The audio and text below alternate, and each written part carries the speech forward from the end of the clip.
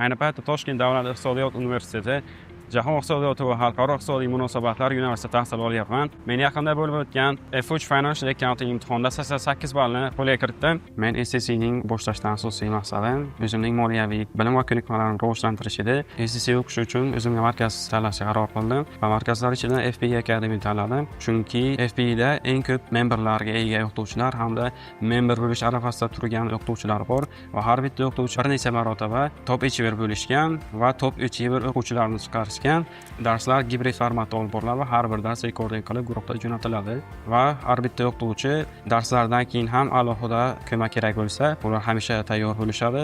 F3 imtihon topshirish arafasida ustozim Bo'li va Shoiraxon F8 ni boshlashni tavsiya qilganlar, chunki o'sha payt F8 imtihoni qabul ochilgandi va bu men uchun eng katta yordam bo'ldi deb o'ylayman, chunki F3 dan keyin F8 ni boshlash formada saqlaydi, ya'ni o'sha bilimlarim orqali tezda F8 ga moslashishim oson bo'ladi.